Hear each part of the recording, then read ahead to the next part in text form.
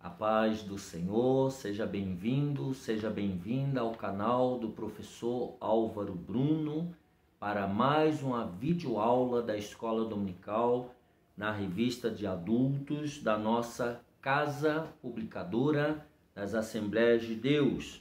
O tema desse trimestre é a fragilidade humana e a soberania divina, o sofrimento e a restauração de Jó. Hoje a videoaula é na lição número 8, equivalente ao dia 22 de novembro de 2020. A teologia de Zofar. O justo não passa por tribulação? Essa é a pergunta. Texto áureo. E terás confiança, porque haverá esperança. Olharás em volta e repousarás seguro. Jó, capítulo 11 e o versículo 18. Verdade prática. Segundo as Escrituras, até mesmo o justo passa por tribulação.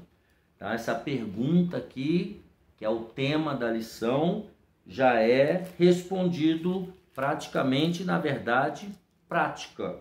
Segundo as Escrituras, segundo a Bíblia, até mesmo o justo passa por tribulação. Vamos à leitura bíblica em classe. Jó, capítulo 11, do versículo 1 ao 10. Jó, capítulo 20, do versículo 1 ao 10. Então respondeu Zofar, o Naamatita, e disse: porventura não se dará resposta à multidão de palavras? E o homem falador será justificado? As tuas mentiras se hão de calar os homens? E zombarás tu sem que ninguém te envergonhe?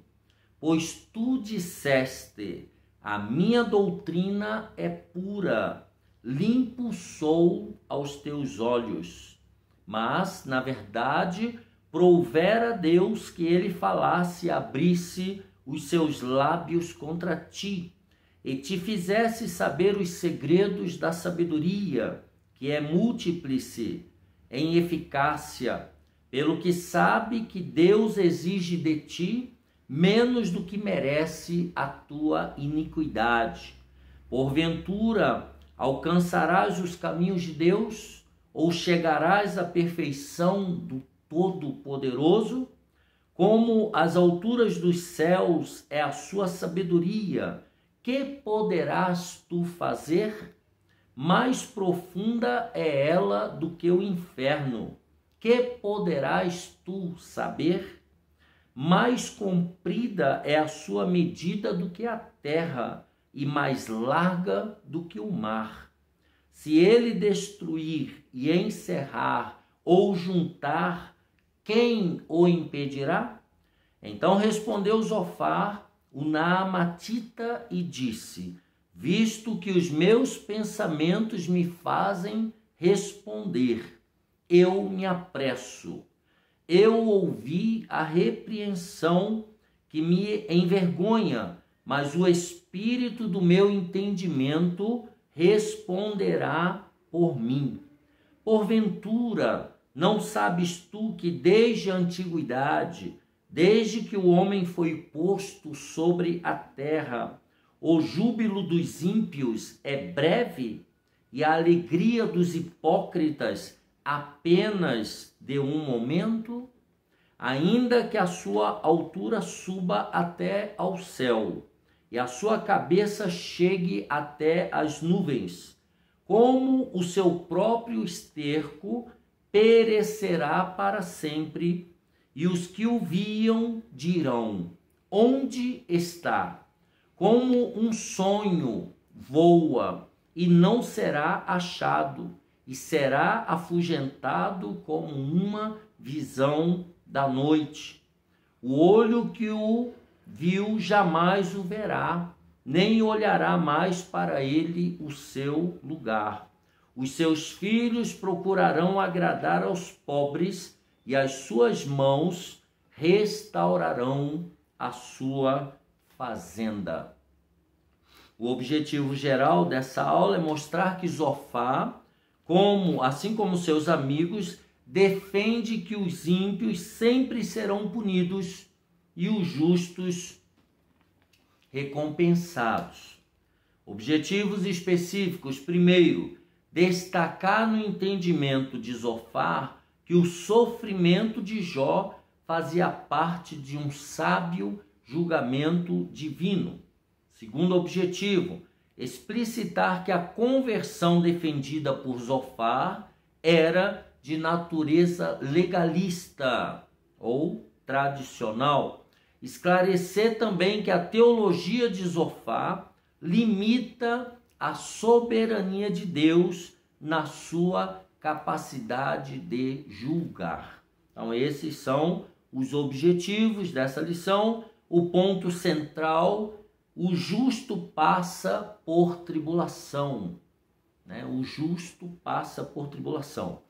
Vamos ver então na introdução o discurso de Zofar, o último amigo de Jó a falar na série de debates. Ele está no capítulo 11, verso 20. Ele insistirá na tese de que o justo não passa por tribulação, à semelhança do que pensavam seus amigos Elifaz e Bildade. Todavia, Zofar é mais duro e impiedoso na acusação contra Jó. Ao contrário de seus amigos, ele faz 2 discursos suficientes para derramar seu ressentimento contra o patriarca. Ele o acusa de se levantar contra a sabedoria divina e aconselha Jó a voltar-se para Deus. Então, o discurso de Zofar aqui, segundo o comentarista, ele é mais duro do que os 2 primeiros. Zofar, ele pega pesado com Jó, dizendo que ele se levanta contra a sabedoria divina e que ele deve voltar-se para Deus. Vamos ao tópico número 1. Deus se mostra sábio quando aflige o pecador. Deus grande e sábio, subtópico 1. Zofar defende que o sofrimento de Jó fazia parte de um sábio julgamento divino, pois para ele Deus demonstra grande sabedoria em reprimir os maus. Por outro lado, os bons jamais passam por tribulação. Essa é a visão de Zofar. Para Zofar, se alguém deve algo, tem de pagar. Com dureza, o terceiro amigo de Jó não demonstra a mínima compaixão pelo sofrimento do patriarca de Uz, ao acusá-lo de que se comporta como um animal irracional, um jumento que não tem entendimento. Está lá no capítulo 11 e o versículo 12. Eu vou ler na melhor Bíblia de Estudo do Brasil, que é a Bíblia de Estudo Pentecostal da Casa Publicadora das Assembleias de Deus. Diz assim: mas o homem vão é falto de entendimento. Sim, o homem nasce como a cria do jumento montês, ou seja, está chamando Jó de jumento, uma pessoa que não tem entendimento, mostrando para Jó que ele era isso, ao não perceber a sabedoria divina na condução das coisas. Para Zofar, esse amigo de Jó, Jó valeu-se na sua defesa de palavras exageradas, Jó 11:2, Porventura não se dará resposta à multidão de palavras, e o homem falador será justificado? Então, quer dizer, o homem, muitas palavras, valeu-se de palavras exageradas, desrespeitosas, está no versículo 3, as tuas mentiras se hão de calar os homens, ou seja, os homens vão se calar diante das suas mentiras, e zombarás tu sem que ninguém te envergonhe.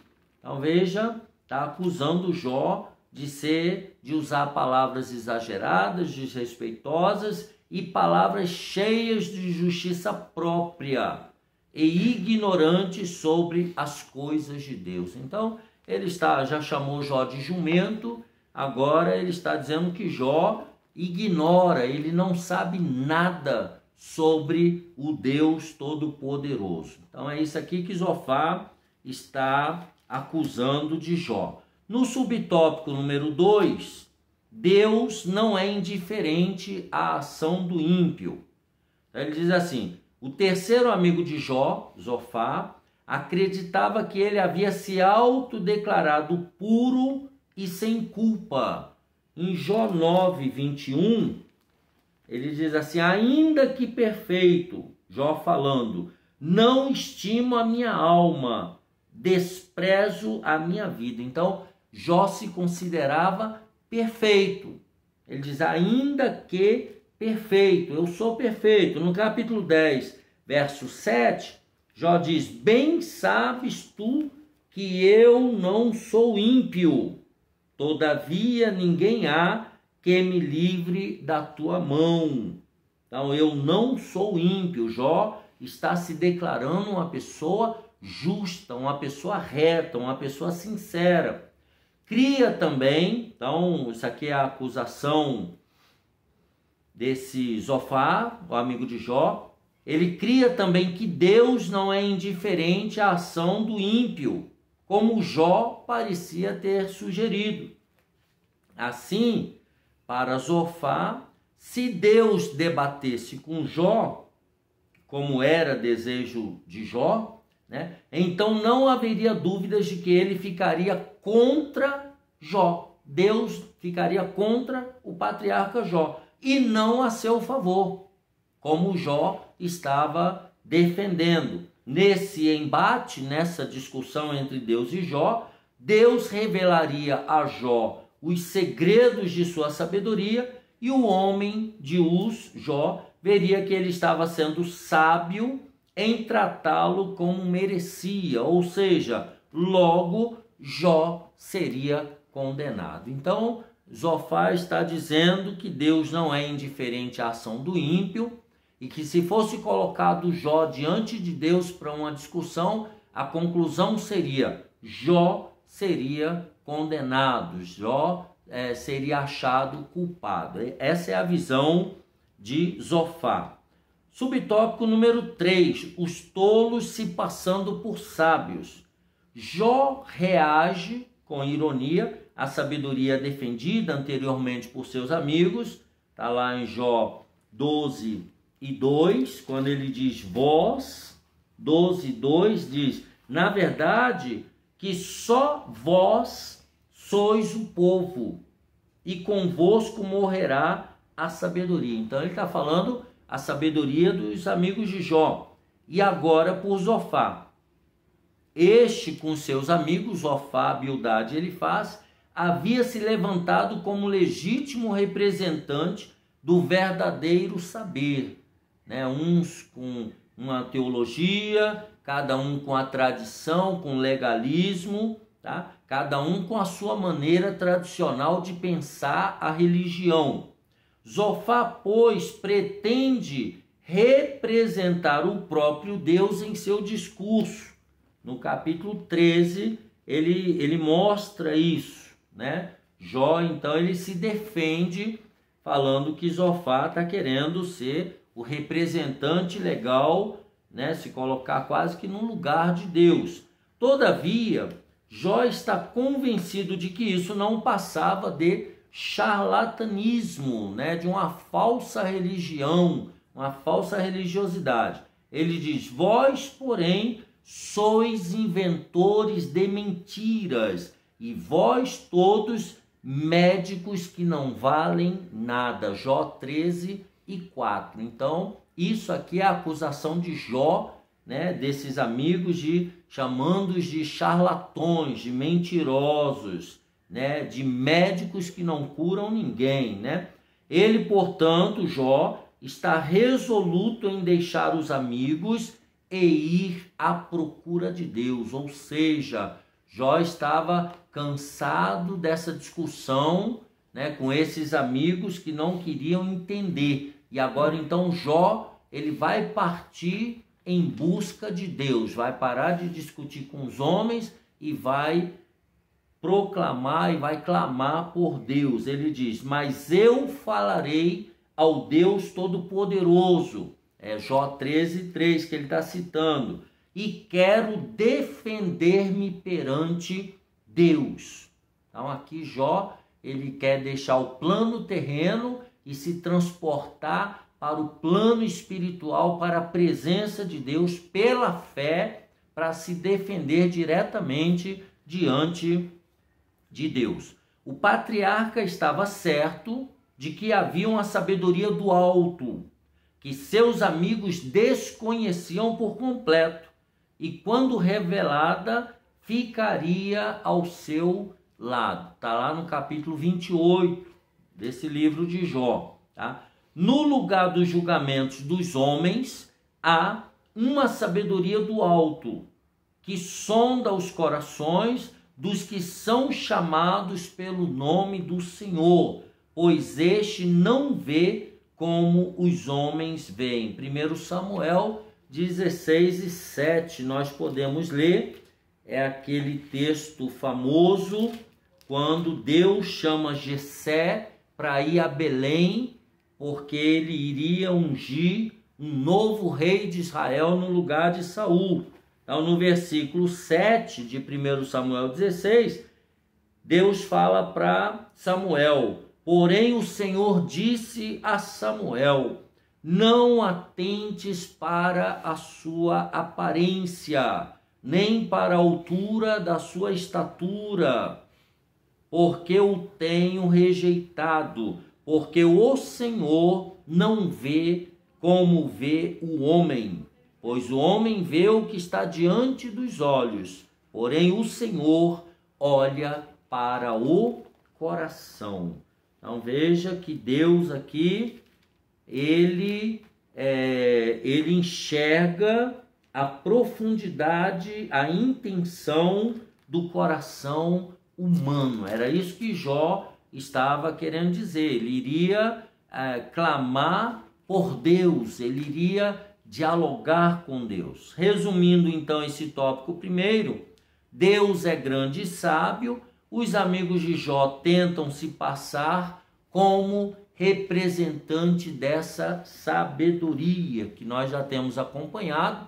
Bildade ele faz e agora Zofar, que é uma teologia equivocada, uma teologia legalista, uma teologia baseada na tradição moral dos seus antepassados e não naquilo que realmente está fundamentado no princípio divino. Vamos ao tópico número 2. Diz assim: a conversão como resposta à aflição. Subtópico 1. Purificação moral. Nos versículos 13 a 20 do capítulo 11, Zofar conclui seu discurso sobre a situação de Jó. Ele não tem dúvidas, Zofar não tem dúvidas, de que o patriarca está em pecado.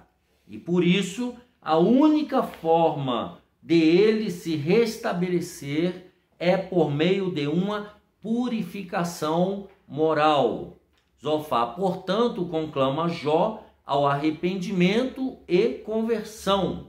Ele enumera 3 passos para que isso aconteça. Primeiro, conduta correta, no versículo 13, do capítulo 11. Oração, versículo 13 também. E renúncia ao pecado.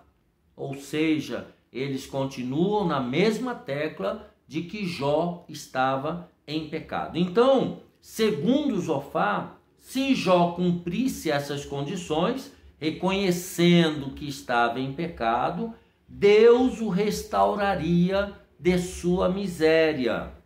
Entretanto, é bom, vamos fazer um parênteses aqui, a ideia de arrependimento de Zofar é mais de natureza externa do que interna. Ou seja, ao contrário do que nós acabamos de ler em 1 Samuel 16:7, que Deus olha o interior. Não, Zofar estava preocupado com a parte exterior, com o legalismo, né? Tinha que parecer, tinha que ter uma aparência de arrependimento, né? Depois, o que está em vista é uma teologia do moralismo salvífico, em vez da graça divina. Então veja, é tudo aqui aparência. Não se está preocupado com a graça divina, e sim com a meritocracia, com você pagar o preço, você demonstrar externamente a sua religiosidade, para que todos vejam. Então não é para que Deus veja, é para que as pessoas vejam, tá? Isso ele chama de teologia do moralismo salvífico. Nesse aspecto, o arrependimento não passava de um mero ritual. Na teologia de Zofar, a simples prática desses ritos traziam consigo o poder de conferir o favor divino. Na verdade, isso era o que se conhece hoje como legalismo religioso, ou seja, não, você dá o dízimo, você vai à vigília, você sobe monte, você frequenta a igreja todo dia, então já está bom, você já está salvo. Isso é o legalismo, não importa como você está por dentro, o que importa é a sua aparência externa. Isso ele chama de legalismo religioso, não há comprometimento moral com as verdades bíblicas, só o ritual, só o exterior, tá? É isso que chama aqui de legalismo religioso. Subtópico número 2. É possível negociar com Deus? Aqui é a continuação disso que eu acabei de falar, desse legalismo externo, ritualístico. E aí ele diz, é possível negociar com Deus? Aí ele diz, estudiosos destacam, né, que Zofar tenta induzir Jó a negociar com Deus, a fim de se ver livre de suas dificuldades.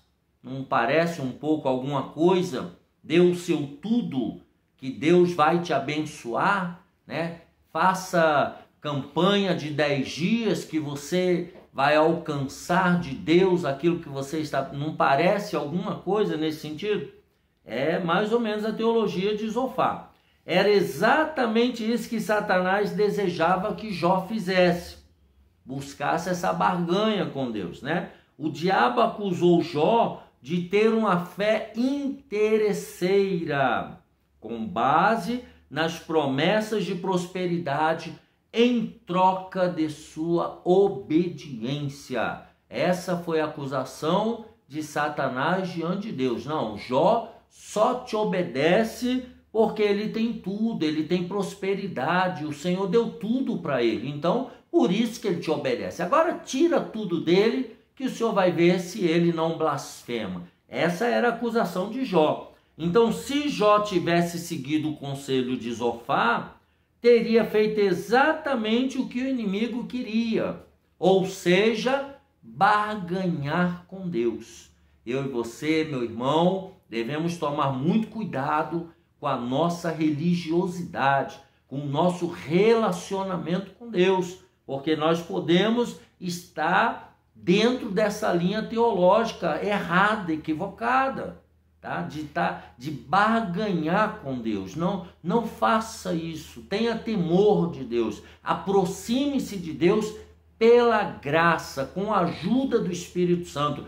Peça de Deus sabedoria e inteligência para você ter um relacionamento saudável com Deus Todo-Poderoso. Mas vamos adiante.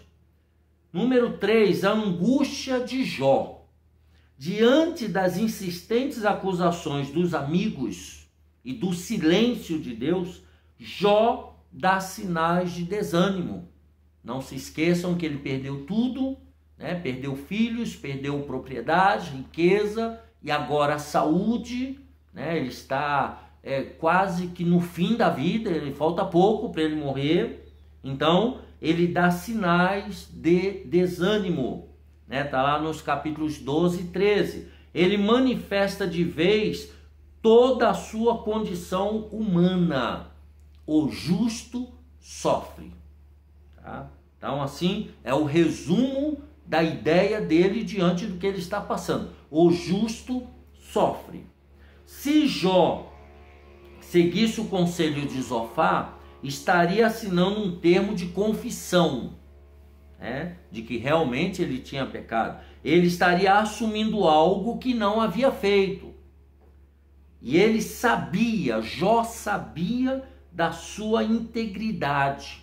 E por isso não se sujeita a esse capricho de Zofar, do seu amigo Zofar. Isso o lança num dilema angustiante, por que não dizer num dilema filosófico existencial. No capítulo 14, ele demonstra que sua esperança está desvanecendo, comparando-se a uma flor que é cortada, uma sombra que desaparece e um empregado que trabalha, mas que logo é dispensado, por que não dizer descartado. Qual o sentido da vida nessas circunstâncias? Talvez Jó se auto-questionando, né? Qual o sentido da vida nessas circunstâncias? Haveria esperança?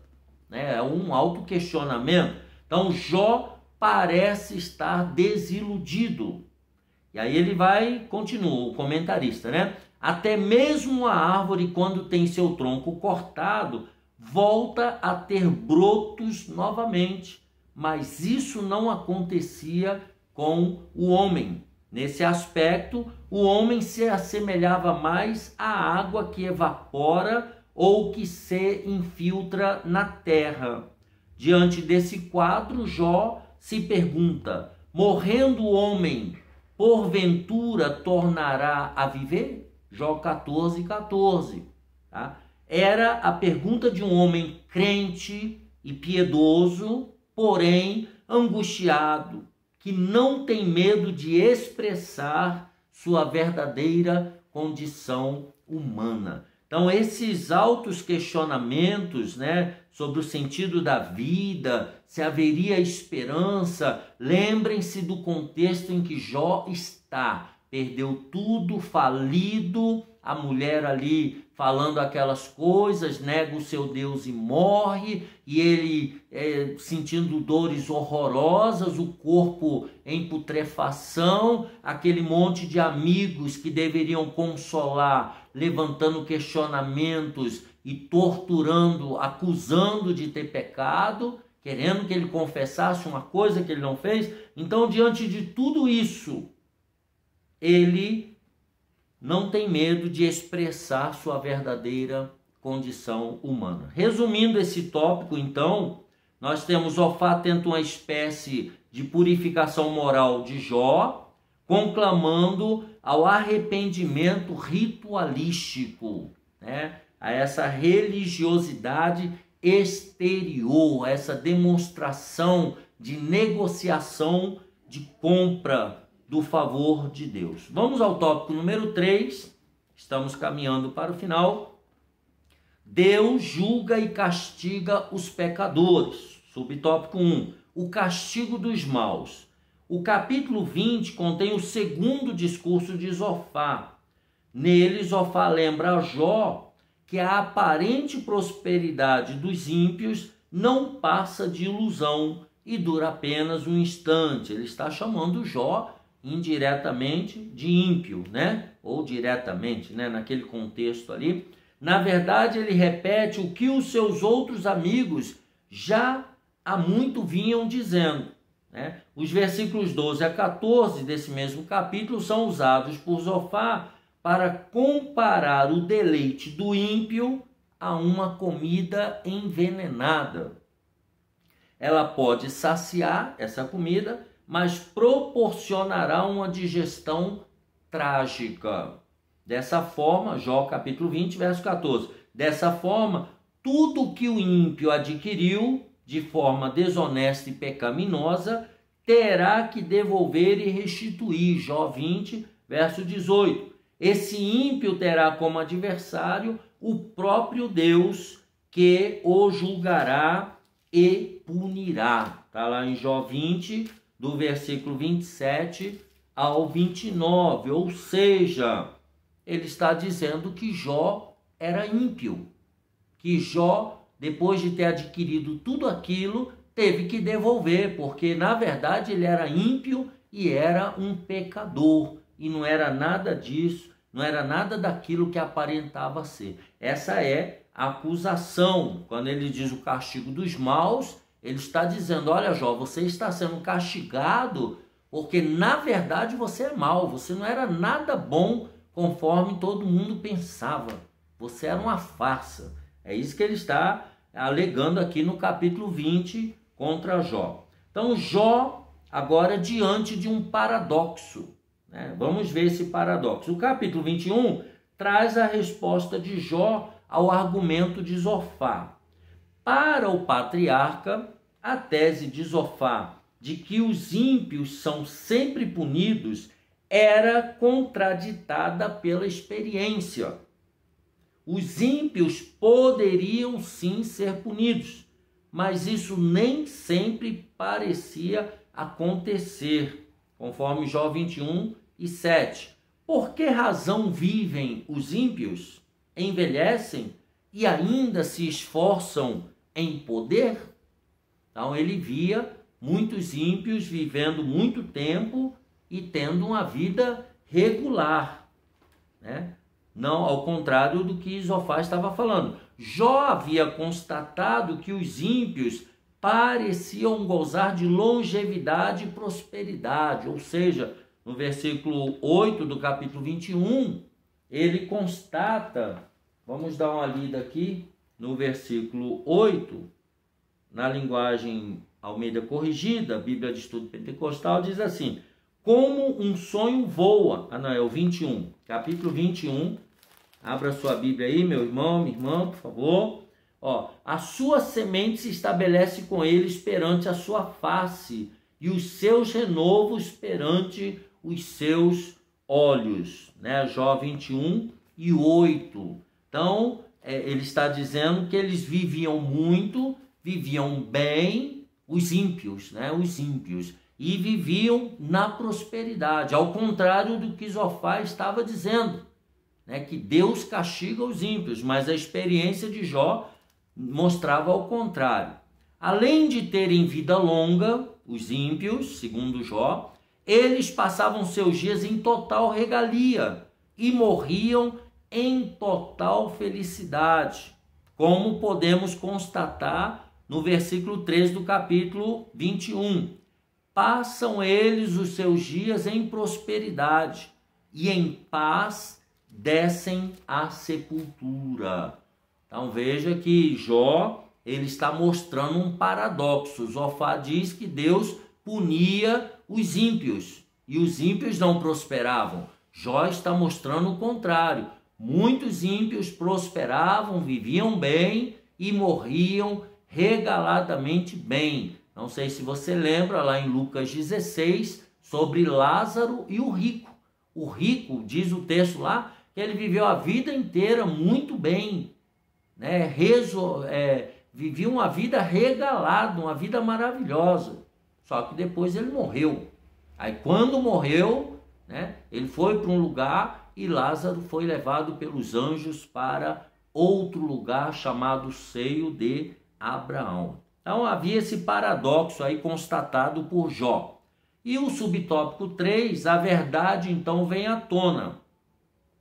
A lei da retribuição não se aplica a todas as esferas da existência humana, nem explica os caminhos soberanos do Altíssimo, pois Deus também, Mateus 5,45, faz que o sol se levante sobre maus e bons, e a chuva desça sobre justos e injustos. Então, aqui também ele repete essa ideia paradoxal, né? Deus é justo, Deus é bom, mas o sol vem para bons e maus e a chuva também, tá? Então, não dá para explicar 100% os caminhos da soberania do Altíssimo.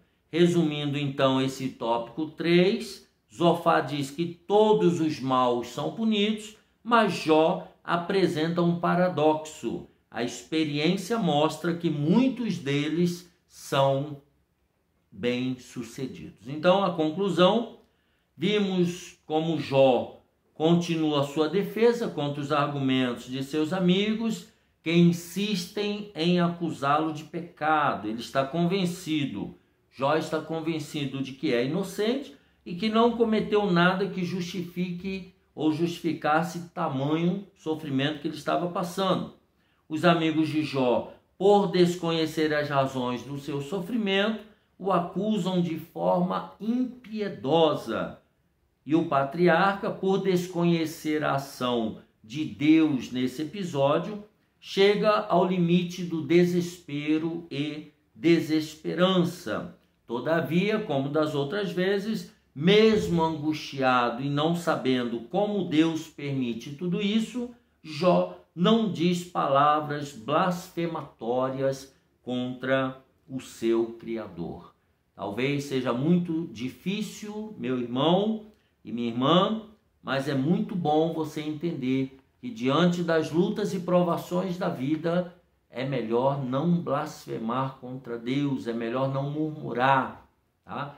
Tenha paciência e tente aprender com o servo de Deus Jó. Tá? Veja que Jó não entendia o que estava acontecendo, os amigos também não, só Deus e o diabo sabiam o porquê de tudo aquilo. Mas no final, Deus se revela para Jó e então ele consegue entender toda esta situação. E você também, e eu também, no final, nós entenderemos os processos pelos quais estamos passando e certamente vamos crescer espiritualmente para a glória de Deus Pai.